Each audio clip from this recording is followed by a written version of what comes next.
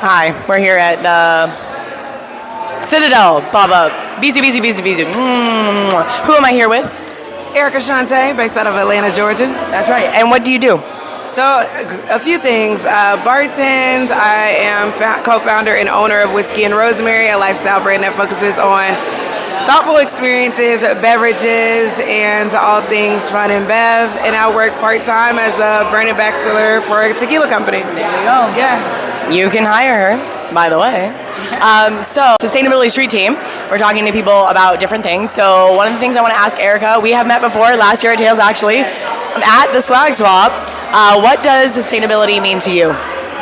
Sustainability means to me, what does sustainability mean? It means just doing things more thoughtfully and intentionally while thinking about the planet around us, and also, just thinking about the effects of what we do, just that our actions have consequences. So being more sustainable is just being a little bit more intentional about how we operate and show up in the world. Amazing. So with that also, how do you feel like being based in Atlanta? How do you feel like maybe Atlanta, or you can speak on your own experience, but how do you feel like we could be more eco-conscious in hospitality? Well, yeah, with hospitality in general, I think we can be more eco-conscious by learning more. I think the education, especially me traveling to California before, and how California is kind of way ahead of the East Coast when it comes to sustainability, but a lot of people are growing their knowledge and composting about the kitchen and bar connection of how to have a no waste or reducing waste, also sustainability through recycling glass. So I think it's just setting in systems. I think the systems are what can be advanced for us to easily just fall into and incorporate it in day-to-day life. So, and I think that comes with education and also organizations and even businesses that can solve these problems that just make sustainability easier for us, for everyone. Yeah, absolutely. I completely agree. I also think as hospitality professionals, there's so much more of us. And while shouldn't be up to us just as individuals, but it is, there's so many of us and we can do so much, and every little bit counts. And that includes brands, that includes just people doing little things every day. Another question that we wanted to ask, do you use AI, and what do you use it for? Yeah, I do use AI, and honestly, not as much as I should right now. I am going to just get a little more curious about it.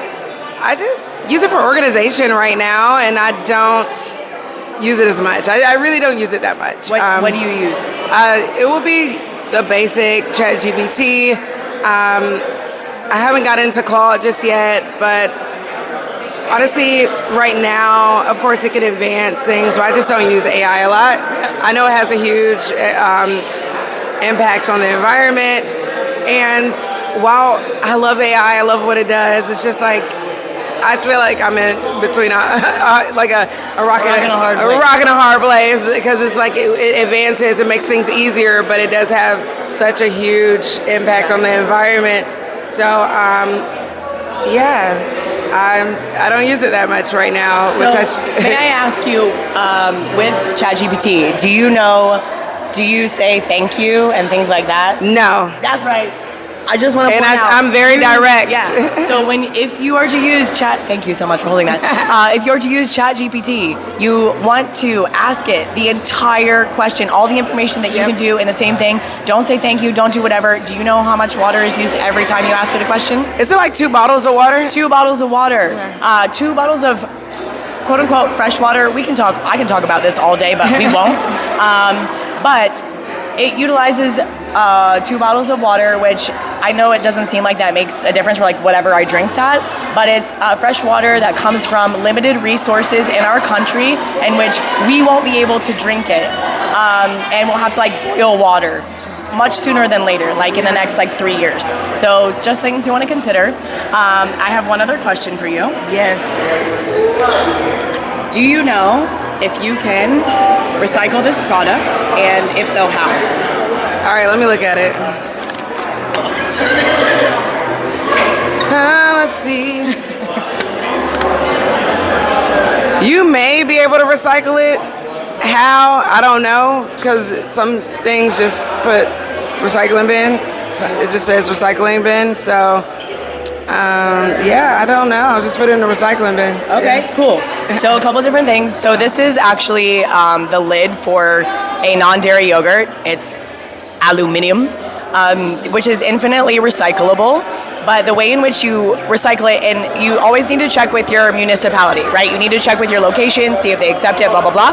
But what you want to do is you'll collect pieces of this, and it needs to be crumbled into a ball about the size of your fist or a tennis ball before you're able to recycle it. So you'll collect them, ball it up, and then you can put it in your recycling. Oh, make sure you rinse it. Make sure it's clean. Yeah. Honestly, thank you for sharing that. I didn't know that. Yeah, that's what we're here to do, educate. Thank you so much for doing this. We love you. Yes, thank you. Love you too.